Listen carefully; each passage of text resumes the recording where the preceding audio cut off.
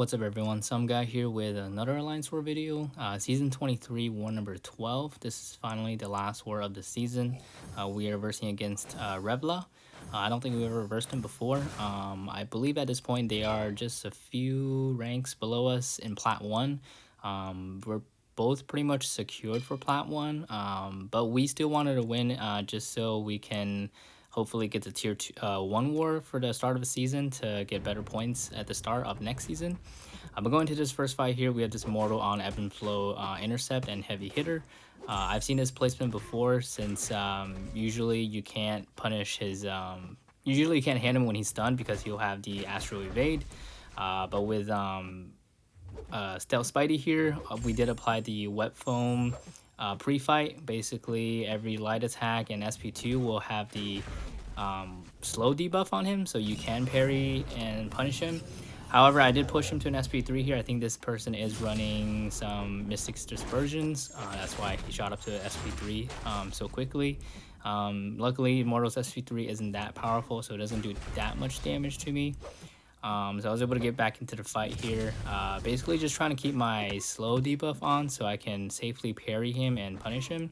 But he is giving me a lot of opportunity to hit into his block or use my heavy, just because he kept going to the power game mode, and whenever he's not in power game mode, he's pretty passive AI here. A little bit difficult to work with in the beginning, but we get the fight done.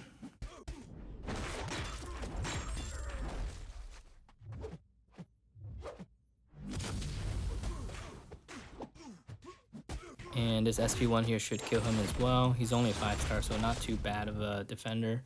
Other than that SP3, everything else went pretty well in my opinion. But going to the next section here, we have this Silver Surfer on Ebb and Flow Intercept and Sadist.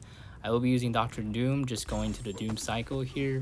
Basically push my opponent to an SP2 at least, and I have at least an SP3, launch it, and then coming out I'll be doing medium, light, medium, followed by 3 lights and then 2 mediums. That should shoot me back up to like an SP3, and the opponent should be at an SP2 where I can continue my cycle from there.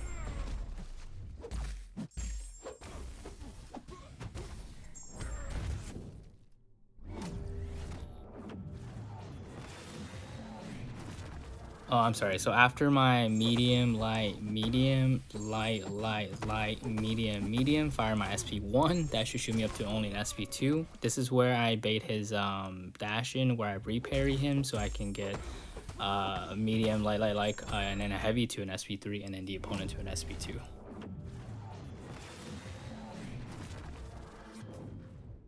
And then I just basically repeat this cycle until the opponent is hit. Sometimes you'll see at the end he is being kind of passive and doesn't want to dash in. Even at the, I don't know if it's this cycle or later, he'll actually throw a heavy. Luckily the heavy does miss me, so I wasn't really paying attention, to be honest, but it worked out at the end.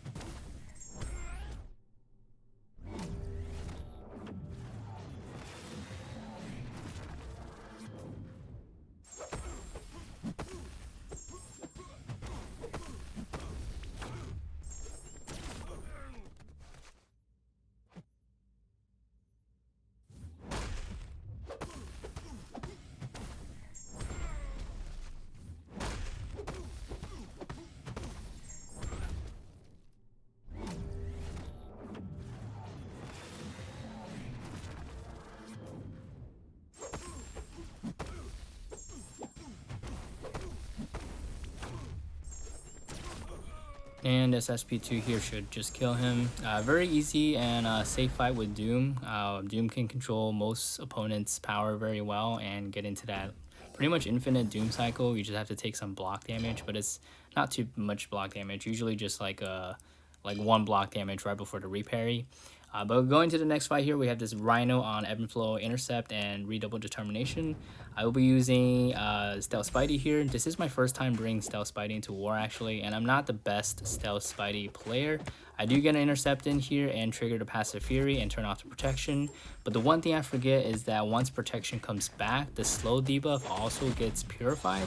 So that's one thing that slipped out of my mind while I was planning for this fight. So right now I'm just baiting out his SP2 and he doesn't seem to want to throw it. He is a Stubborn Defender, so I'm also triggering Indestructible, but just a regular parry or block hit should do it.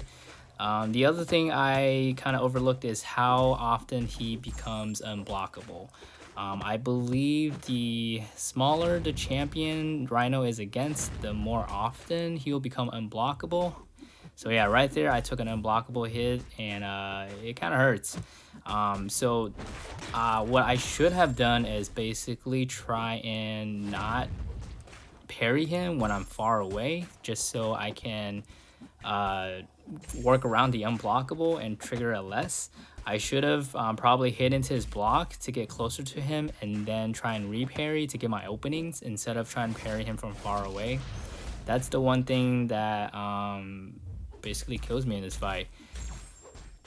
And the other thing is I as soon as I realized that the debuff does fall off once protection comes back, I just kind of forget about, or I just threw that away. I threw that plan away of trying to intercept him to get off the protection. I just said, screw it, I'm just gonna fight him with the protection on.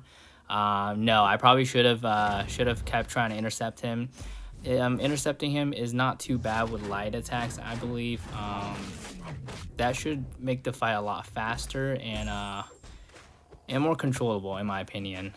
So right now I'm not working with too much health. He is almost down here. I just totally underestimated the amount of times he will become unblockable in this fight.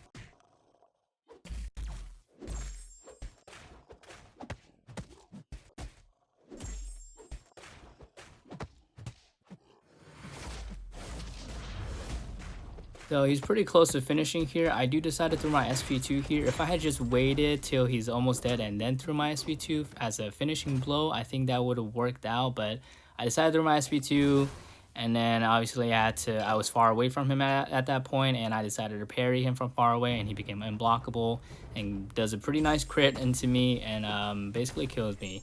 I did, the auto evade did kick in and I managed to auto evade, but I only had like probably 2% health. I would still have to parry him to turn off the indestructible. It probably would have killed me. I don't think I had enough health to reparry. I went in with Doom and probably not a good idea because I'm still playing basically the other style, parrying him from far away, which actually triggered the unblockable in the beginning. I got hit into 5-hit combo, but luckily Doom is pretty tanky, so he did get the fight down. Plus, he only had 4% left. Unfortunately, we do lose this war. I think everyone was just wanting to finish the season already since we've already secured Plat 1. The loss only dropped us down by about 2 spots in Platinum 1. But we are starting next season with a tier 2, so hopefully we can work our way up to tier 1 and multiply times 8 so we can get more points. Congrats to everyone who has made it to Masters Alliance. We were close on doing that from the beginning. We had a good start of the season, but we encountered some bumps along the ways and got pushed down to Plat 1, where we're pretty comfortable with Plat 1. Hopefully we can do better next season and hopefully push for Masters. But anyway, thanks for watching, and I'll see you guys on the next one.